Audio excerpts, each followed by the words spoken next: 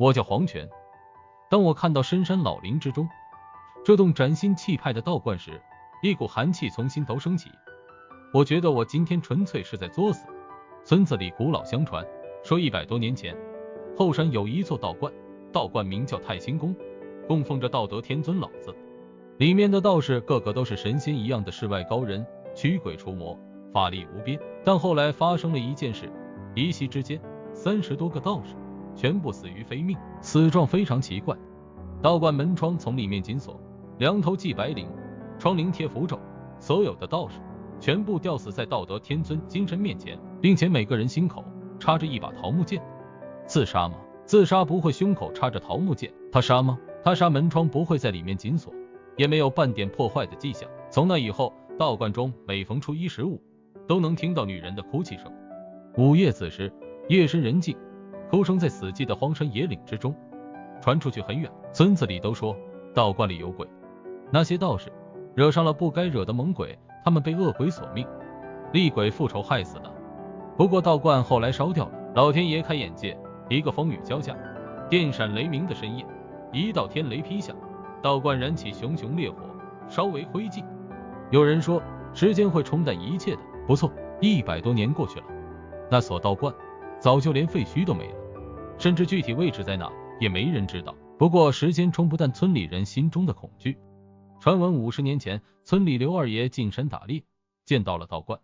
没人知道刘二爷遇到了什么事，只知道他回去之后就疯了，躲在床下角落里，眼睛瞪得几乎要裂开，声音颤抖，浑身哆嗦，不停地重复几个字：太清宫绣花鞋，太清宫绣花鞋，太清宫绣花鞋。太清宫明明已经没了，连一个瓦片都不存在了，但我眼前的这栋气派的道观是怎么回事？这里距离村子并不远，才刚刚几座山头。村里的孙寡妇和她2个漂亮的女儿常常在这边挖草药。附近有一个水滩，夏天的时候他们会在里面洗澡，我偷看过很多次。可以这么说，周围哪里有棵歪脖子松树，我都一清二楚。真他娘的邪乎！我转身就打算跑，但身后几个人拦住了我。4个男人，1个女孩，领头的男人20多岁，被称为丁少，衣着光鲜。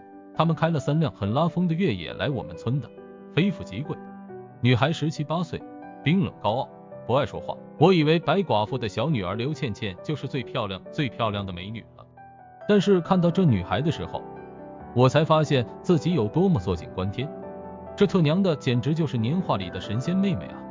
他们要去太清宫，鬼才知道这群人是怎么知道太清宫的，鬼才知道他们要去太清宫干什么。村人知道他们的目的后，一个个吓得躲在家里，闭门锁窗。他们需要领路的。我咬着牙顶上了。我家那个喝了一辈子酒，醉了一辈子的老头昨天驾鹤西去。那老头叫乌老三，我也不知道为毛会跟住他，反正打鸡是劫，就我们2个相依为命。听村子里的人说，乌老三是15年前定居在这里的，那年我刚3岁。我喊他爷爷，他总是会翻脸指住我的鼻子骂。撇开这些不说，老头对我真的很好。我希望明天葬礼的时候让他走得风风光，家里一贫如洗。刚好这群公子哥大小姐要进山，很爽快，2000块，无论能否找到太清宫，都先给钱。面前这个戴着金链子的胖子皮笑肉不笑，小兄弟找了大半夜，好不容易才到地方，门都没进呢，怎么就回头了？我进去干什么？送死啊！鬼的话，老子一刀子捅死他！丁少察言观色，说：阿彪，别吓到我与韩妹妹。黄泉兄弟，你收了我们的钱，就要负责带我们回去，不耽误多长时间的。雨涵妹妹进去还个愿，咱们就可以走了。来的路上，我去撒尿，无意中听到了丁少和阿彪躲在暗中的对话。丁少一脸阴恻恻，问：东西准备好了吗？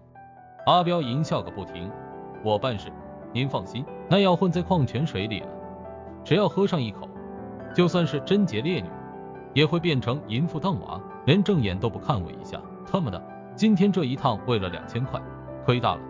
遇到害人的买卖不说，还撞鬼。我是打心眼里不想进太清宫的，可由不得我。阿彪的2个手下已经拉着我进了道观的大门。道观很大，正对住是大殿，供奉着道德天尊，左右偏殿分别供奉灵宝天尊和元始天尊。院子正中间对住大殿，有一座顶香炉，香炉里竟然还点烛香。总之，处处都透露着一股诡异的感觉。左右偏殿大门紧闭，大殿的门也是紧闭的。江雨涵径直朝着大殿走去，我心里扑通扑通跳个不停。那姑娘已经走到了门前，她伸出白嫩嫩的手，已经打算推开了。我脑海中已经浮现出村里老人讲的那个故事。大殿之中，白绫下垂，30多个道士吊在上面，心窝里插着桃木剑，死不瞑目。或许推开门的时候，这些道士正死死地盯着我们，必须要阻止他。我猛然间一个箭步冲上去，一把拉住江雨涵的手，说不要进去。江雨涵眉头皱起来，冷冰冰地看着我，说松手。丁少的脸已经黑了，能不黑吗？他追了江雨涵3年，殷勤献尽，连人家一根手指都没碰过的。但现在这女孩的小手就在我手里。他冷哼一声，小伙子，你再装神弄鬼的话，别怪我不客气了。阿彪的2个手下拉住我，江雨涵已经把门推开了。吱呀，开门的声音在一片死寂之中显得如此的突兀，我的心跟住一阵抽搐。还好还好，大殿的梁头上吊的没有道士，空空荡荡，正中间道德天尊雕像威严庄重，左右黄幡下垂，大殿里正气堂皇。江雨涵回头瞥了我一眼，大概也觉得我装神弄鬼。他从一个跟班拿药回来背包，在背包里拿出来一个木盒，盒子一时见方，不知道里面放的是什么，恭敬地把木盒放在香案上。江雨涵双手合十跪地，磕了几个头，小声说，求你不要再缠着我爸爸，东西我已经还回来了，以后我会常常给你烧纸钱的，希望你能放过我们一家。忽然间一声巨响，道观院子里的大门咣当一声关上了。我心里一沉，他3舅姥姥的，这次恐怕要完蛋了。所有人都吓得一激灵。丁少皱着眉头对阿彪使了个眼色，让人出去看看什么情况。2个人杀气腾腾跑出去，2个人转眼间就惊恐交加跑回来，其中一个还没进大殿，的一声怪叫，已经晕了过去，另一个哆嗦腿肚子，嘴唇发紫，吓得瞳孔都大了。鬼！阿彪一耳光甩过去，骂道，出息，到底怎么回事？这一巴掌果然有效，那人不哆嗦了，说话也流利了，嘴角竟然忽然间浮现出一丝笑，笑容越来越盛，片刻之后仰头大笑起来。这笑声吓住了所有的人，因为他明明是个5大3粗的老爷们，可是他现在的笑声却成了女人的，笑声凄厉诡异，让人心惊肉跳。江雨涵吓得脸色发白，阿彪嗷的一声怪叫，鬼呀，然后撒腿就跑。丁少愣了一下，这种时候还哪里管什么生米煮成熟饭，管什么抱的美人归啊。阿彪，等等我！他惊恐喊一声，跟住阿彪跑了出去。那个手下咯咯笑个不停，跟住2个人跑了出去。特么的，这种时候不逃命还等什么？我回头看一眼江雨涵，好吧，这妞咬着嘴唇，一脸无助楚楚可怜的模样，让人很心疼。我一把拉住他的手，撒腿就往大门口跑，但是没用，道观的大门紧紧闭着，无论我怎么拉怎么踹都没办法打开。阿彪和丁少跑进了左边的偏殿，此时此刻偏殿了已经响起了2人歇斯底里的惊恐叫声，出不去了。道观围墙高有2米，根本没办法翻过去，说不定我这边正翻着呢，鬼就来了，病急乱投医。这会儿没办法，我只能找个地方藏起来了。我瞅着右侧的偏殿，拉着江雨涵就跑了过去，推开门进去，关上门，一气呵成。但这一边还来不及喘口气，江雨涵已经一声惊叫。我循着他的目光望去，右侧偏殿里供奉的没有灵宝天尊，也没有元始天尊，原本的金身雕像已经不见了。此时此刻放在台子上的是一具棺材，大红色的棺材如同浸染了鲜血一样鲜艳妖异无比。棺材盖是虚掩的，还好里面没有僵尸，空无一物。外面那个女鬼的笑声越来越近，朝着我们这边而来，顾不上太多了，我拉着江雨涵直接跳进棺材里，然后从里面合上盖子。刹那之间漆黑无比，这具棺材仿佛把我和江雨涵与外界彻底的隔绝了。这里面伸手不见五指，这里面安静的我和江雨涵能彼此听到对方的呼吸和心跳，棺材里很紧，我平躺在里面，江雨涵半个身子趴在我怀里，那个女鬼的笑声消失了。但是我不敢掀开棺材盖载，唯恐刚打开一个缝隙，看到的就是七窍流血的厉鬼。时间就这样一分一秒的过去了，我一动也不动，江雨涵却慢慢的不安分起来，她的小手在我身上胡乱的抚摸，那双长腿夹住我的腿，摩挲个不停，她的小嘴凑到我耳边，吹气如兰，声音迷离。我好热。我忽然间想起，这姑娘喝了阿彪给她的那瓶水，阿彪跟丁少说的话，至今仍在我脑海中盘旋。他当时一脸猥琐，说：“我办事，你放心，那药已经混在矿泉水里了，谁要喝上一小口，就算是贞洁烈女，也会变成淫妇荡娃。保证丁少今天能生米煮成熟饭爽翻天。今天我走了桃花运，只不过这桃花运来的实在太不是时候了。”店门吱呀一声被推开，女鬼凄厉幽怨的笑住，已经进来了。偏殿中的温度似乎一下子降到了冰点，我连心里都冷得有点哆嗦。人家江雨涵这会儿胆真大，完全不在乎外面有一只女鬼还是两只女鬼。她越加不安分，扭着小蛮腰，极尽妩媚妖娆，一只小手在我身上胡乱的摸住，一只小手则是拉着我的手直接覆盖在她胸上，大、软、有弹性，手感超好。说句没出息的话，我觉得我鼻血都要喷出来了。这种仙女一样的姑娘，搁在平日里，漂亮的属于我一赢都一赢不到的程度，现在却在我身子底下，娇喘吁吁，辗转成欢。城市里的姑娘就是水嫩，那皮肤白里透红，吹弹可破，掐一下说不准都能掐出水来。好吧，现在不是想这些乱七八糟的事情，必须安静下来，屏气凝神，躲过外面的女鬼寻找。虽然我也知道隔住一层棺材板恐怕没什么卵用，但总不能因为这样我就放弃治疗。求生意志会让人抓住每一个渺小的机会。我悄无声息翻身把江雨涵压在身子底下，两条腿压着她的两条腿，两只手控制着她的手腕，身子紧紧贴着身子。江雨涵仍旧骚动不安，不过她一个娇滴滴的姑娘家，怎么可能有我的力气大？她动弹不得了，运气真好，外面估计也是个粗心女鬼。在房间里溜达一圈，脚步声越来越远，听声音已经到了偏殿门口。但就在这时，江雨涵作怪了，这妞被我控制住手脚，动弹不得，但是能说话。她一双美目水汪汪的，特迷离，小嘴软润，芳唇轻启，痴痴一语。我要。女鬼的脚步声忽然间停下，那凄厉幽怨的笑声再次响起来。她回身了，重新来到偏殿之中，阴森悠长的声音响起，就好像猫戏老鼠。我看到你了，西西，我看到你了，西西，我不会放过你的。知道我现在什么心情吗？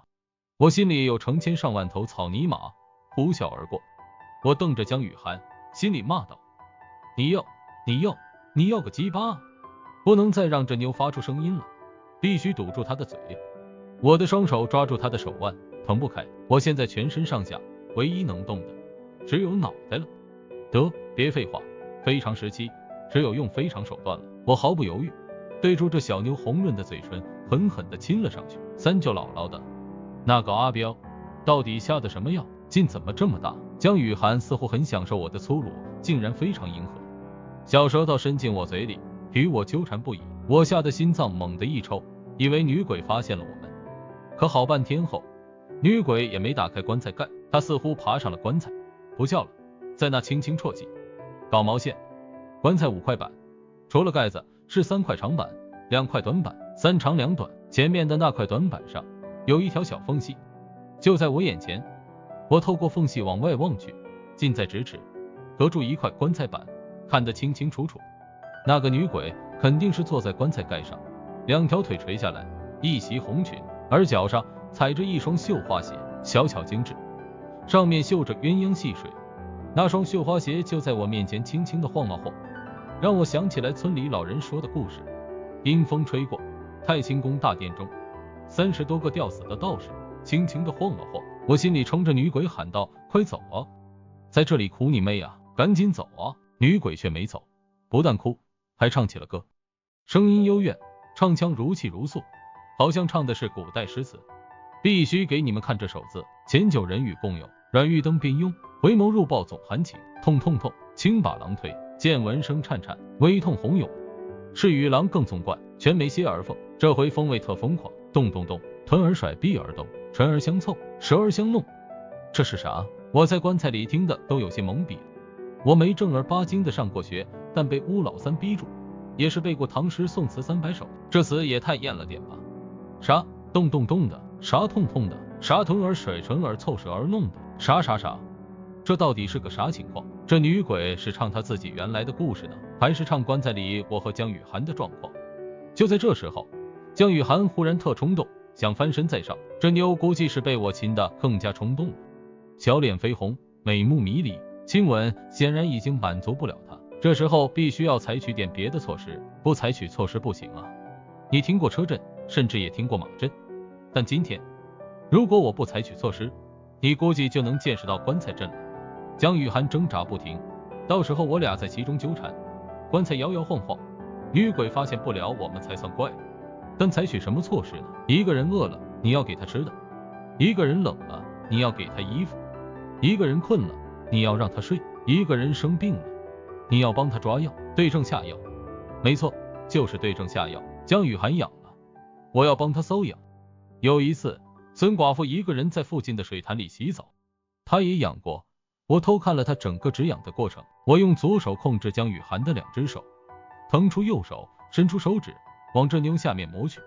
她穿着牛仔短裙，里面是黑色的丝袜。我的手撩进她的裙子里，然后把她的丝袜往下拉了拉，把手伸丝袜里。我知道这么干不好，可是如果不这么前，你告诉我现在咋整？冲出去和女鬼拼命？搞笑呢？人家可是整死30多个道士的猛鬼，我这种角色刚冒头，估计就能被活生生的掐巴死。对症下药果然能出奇效。在我的手指与江雨涵亲密接触的时候，这小妞顿时舒坦的喘一口气，2只手也不乱动了，搂住我的脖子，只顾得亲吻个不停。棺材里春色无边，棺材外有女鬼挡住绣花鞋，唱着艳情小调，刺激不？也不知道过了多久，我的嘴唇都被江雨涵亲肿了，手指头都有些发酸。这小妞浑身哆嗦，终于消停了，老老实实的躺下睡了过去。那个女鬼也从棺材上跳了下去，低声啜泣住，唱着幽怨凄凉的曲子，然后越行越远。我趴在江雨涵身上，累得跟耕了10亩地的牛一样。反观江雨涵，小脸红扑扑的，越加水灵。果然是只有累坏的牛，没有耕种的地啊。我不敢出去，唯恐那个女鬼并没有离开太远，怕刚一露面就看到长着獠牙，面色铁青，七窍流血的女鬼就在门口桀桀怪笑，死死盯住我。我就这么趴在江雨涵身上，胸膛压着她的胸，脑袋埋在她的脖子旁，闻着这妞身上的芳香，精疲力尽。不知道过了多久，我竟然睡着了。我是被江雨涵的尖叫声惊醒的。这妞一把推开我，不停地对我拳打脚踢，眼泪汪汪的，委屈的不行。混蛋，你对我做了什么？我连忙捂住她的嘴，小声点，女鬼还在外面。江雨涵不干了，她拼命挣扎开，推开棺材盖，然后跳出去。她声泪俱下，把退下来的丝袜提上去，哭着大喊：禽兽，我宁愿死，也不愿意被你侮辱，我要杀了你！外面不知道什么时候下起了雨，狂风暴雨，风吹的偏殿的木门咣当响个不停，电闪雷鸣，时不时有闪电撕破夜幕，一刹那间的光亮照得整个偏殿幽森可。我住急了，或许雷声能掩盖住这妞的一声喊叫，但是她这么哭下去，一定会把女鬼给招来的。我说，你听我解释，跟你一起来的那个丁少，让阿彪在你水里下了那种药，鬼使神差咱俩被困在棺材里，而你又不停地对我，所以江雨涵咬牙切齿，所以你就当了禽兽，外面帮你，那什么一下？我站在棺材里，竖起3根手指头，说我黄泉对天发誓，如果对你做了那种事，天打雷劈。瞅见没？天打雷劈后面我用的是省略号，因为我这句话还没说完，轰一声巨响，手臂粗的闪电从天上劈下来，直接把偏殿的屋顶给掀了。那道闪电不偏不倚，正落在我脑袋上。麻蛋的哦，我浑身麻木，感觉不到自己的身体了。这么一刹那间，我甚至觉得自己的3魂7魄都给炸飞了出来。我整个人是懵逼的。原本玉树临风的发型是隔壁孙寡妇帮我理的，此刻一根根扎着，卷曲焦糊，还冒着烟。江雨涵也愣住了，我俩就这么大眼瞪小眼。我从这姑娘的眼神中看到了不信，刚才明明已经信了我3、5分的，这会儿恐怕我说的天花乱坠，她也认定了我真的那啥她了。不过我还是很庆幸，因为我没死。被雷劈而不死的人，这世界上有许多案例。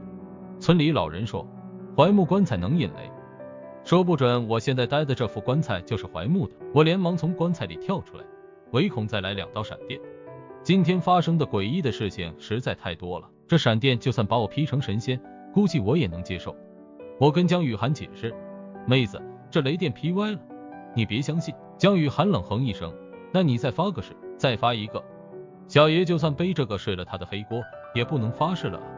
今天的事太邪乎，万一我这边誓言刚说完，那边再一道雷电劈下来，才特么好玩呢。幸好我也没时间发誓了。外面电闪雷鸣之中，那个女鬼的哭泣声重新响起，越来越近，刹那之间已经到了偏殿门外。江雨涵吓得脸色惨白，望着我压低声音焦急问道，怎么办？快想个办法。还有什么办法好想？只要被女鬼堵住，我们绝对没有活路了。女鬼2次没在偏殿里找到我们，这一次绝对会翻遍每个角落，逃，必须要逃。可是女鬼已经到了外边，说不定我们拉开门就能和她撞一个满怀。如果能隐身就好了，隐了身，女鬼看不到我们，我和江雨涵就能顺利的逃出去。就在这时候，江雨涵忽然间惊慌失措，打断我的思路。她带着哭腔四下张望，黄泉，你去了哪里？你怎么消失了？不要丢下我！什么鬼？我眉头紧皱，有些迷惘。老子就在这妞面前站住啊，距离不足2公尺，甚至我2个同时伸出手，就能手牵手愉快的玩耍。闪电划破夜空的当口，我甚至能看见这只小妞长长的眼睫毛。她为毛会说我消失了？难道刚才我被闪电劈的那一下，劈的心想事成了？现在想这些已经没用了。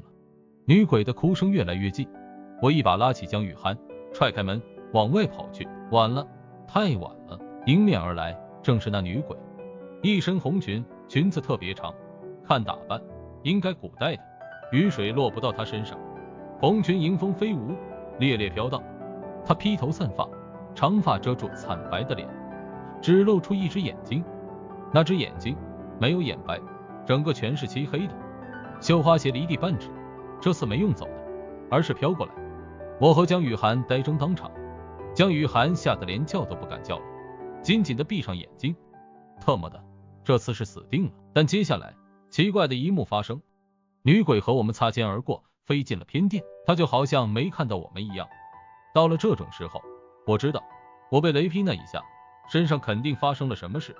不过现在不是研究这些的时候，先离开再说。太清宫不只是那个偏殿被雷劈中，就好像村子里古老相传的故事一样，天雷劈下，成为一片废墟，燃起熊熊烈火，烧成灰烬。此时此刻，熊熊的烈火从大殿开始烧起来，四周的围墙有一片坍塌了。我拉着江雨涵逃出太清宫，没命往村子里狂奔，一口气跑出好远，我才敢停下来喘口气。远处太清宫里，大火越烧越猛，那个女鬼幽怨凄厉的咆哮声回荡在荒山野岭之中。黄泉，我不会放过你的，生生世世都不会放过你的。我目瞪口呆，瞅着江雨涵，傻傻的问，那个女鬼喊了我的名字，等等，我要好好的捋捋。下午是江雨涵与丁少要找太清宫，我就是个带路的。根据村里老人说，太清宫100多年前就已经毁了，而我和三爷，也就是吴老三，是15年前定居在这里的。我和太清宫八竿子打不出关系啊！我和太清宫里的女鬼80竿子也打不出关系啊！他怎么知道我的名字？他为什么说要生生世世缠住我？不管了，反正这地方是没办法待了。想想隔着2座山头就有一个女鬼惦记，以后谁还能睡个安稳觉？我下定了决心，等安葬了三爷，我就浪迹天涯。平小爷的英俊潇洒，学富五车，到哪不能混个风生水起，不能混个3妻4妾。我带着江雨涵一溜烟跑回家。三爷有点不合群，基本上对村子里的人爱答不理。我家的房子随三爷也不合群，建在村后断崖边。不过我家可不孤单，旁边就有一户邻居，孙寡妇和2个闺女，大女儿苗苗比我大3天，小女儿倩倩比我小2岁。孙寡妇原本是住在村里的，她嫁给过来第1年，公公被毒蛇咬死了，第2年，婆婆在后山水库淹死了，第3年，男人从悬崖上掉下去摔死了。村人说他的是扫把星、丧门星，风言风语无数，孙寡妇也就搬了出来。落得一个情境，这女人很漂亮，穿上好看的衣服，估计能把一大帮城里的富太太给比下去。18岁生娃，今年36了，风韵犹存，保养得很好，个头高挑，该胖的地方胖，该瘦的地方瘦，压根不像是2个女儿的妈，更像是苗苗的姐姐。她脾气却很泼辣彪悍。从记事起开始，我的生活基本上就是与她斗智的战争史。言归正传，我带着江雨涵回到家，看住满屋子的狼藉，眉头紧皱。3间土砖房，家徒4壁，穷得叮当响。但此时此刻，翻箱倒柜，基本上每个角落都被人翻了个遍。这是进贼的节奏啊！村里民风彪悍，不过父老乡亲手脚都很前进，穷也穷得有骨气，偷偷摸摸，那会被所有人瞧不起的。谁来过我家？我更关心的是三爷的棺材呢？没错，我昨天下午带江雨涵和丁少他们进的山。三爷前天去世的，堂屋布置成灵堂，棺材头朝北，脚朝南，就放在堂屋正中间。三爷睡在里面，棺材去哪了？三爷的尸体去哪了？灵堂被谁撤了？我愤怒无比。三爷对我有养育之恩，他虽然不是我亲爷爷，但在我心中早就比亲爷爷还要亲。但现在我连他的尸体都弄丢了，没办法让他老人家入土为安。我咬牙切齿大吼，别他妈让我知道是谁干的，否则小爷我和他没完。隔住院墙，另一边传来孙寡妇的声音，还有完没完了？人家都已经家破人亡了，你们没个消停了是吧？我快速的从他这句话中提取几个有用的信息。第一，有人常来我家翻找东西。第二，断断续续已经1个月了，一直没放弃。等等，1个月是什么鬼？我昨天带江雨涵进山的时候，家里还好好的，怎么可能是1个月？我踩着猪圈矮墙，爬上墙头，喊道：孙艳芬，谁偷了我三爷？这么多年来，他喊我兔崽子，我直呼其名喊他孙艳芬。孙寡妇院子里的白炽灯亮起来，她披了件衣服走出来，看到我当场愣住，仿佛见鬼了一样。兔崽子，你没死，都1个月了，你跑哪去了？来来，快来我家说话。又是1个月，我和江雨涵来到他家，坐在堂屋里听他哗啦道来。我和江雨涵失踪了整整1个月，这一点非常诡异。我们明明是昨天进的山，被女鬼困在太清宫偏殿棺材里。我用手指帮江雨涵解了毒，然后我俩在棺材里睡了一觉。难道我们睡的那一觉竟然睡了1个月？这不胡扯吗？睡1个月，饿都饿死了。不过诡异的事发生的太多了，太清宫明明已经毁了100多年了，今天我还不是撞见了。孙寡妇说，我带着江雨涵等人离开之后，就彻底音讯全无。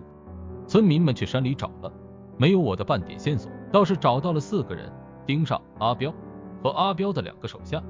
可惜这4个人疯了，找到之后全身颤抖，哆嗦个不停，只会说回。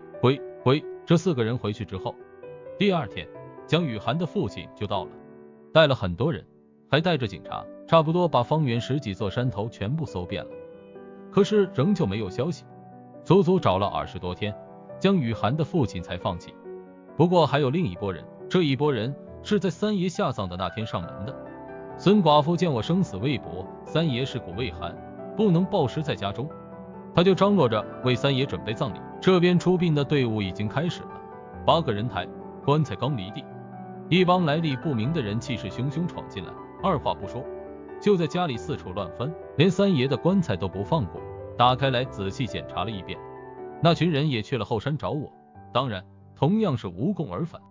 从那以后，隔3差5就会有人来家里折腾一遍，他们到底在找什么？我忽然想起三爷过世前的反常表现，他躺在床上奄奄一息，已经有些糊涂了，嘴里不停地念叨住2个字：炉台、灶台。可笑的是，我当时不停地问三爷，你想吃啥？我帮你做去。生火煮饭，瓦斯啊、电磁炉啊什么的，在我们这个小山村里，还属于高科技产品。大家都是用炉台，锅底门塞柴火，上面架一口大锅，锅底门下面有灰池，柴火烧的灰烬落下去，累积了好大一堆。我在灶台里仔细翻找，没有，扒拉住灰池，果然有东西，一个木盒子，长方形，10几公分长，7、8公分宽。打开木盒，里面有一本发黄的小册子，上书古篆小字奇术鬼经和一封遗书。遗书是三爷的笔记。哎，小崽子啊，三爷考虑很久，这本奇术鬼经还是要传给你。一入鬼门便是不归路，不知道你爷爷会不会怪我。你现在一定有很多疑虑，但时间不允许，一言难尽，我没办法交代清楚。你万万要记住2件事：第一，这本奇术鬼经绝对不能让别人知道在你手里，更不能让别人知道你是奇术鬼经的传人。第二，找到你姑姑，否则你活不到20岁。这是命，9世之中最后1世的命。你姑姑左侧屁股上有一枚月牙胎记，只有找到它，才有可能活下去。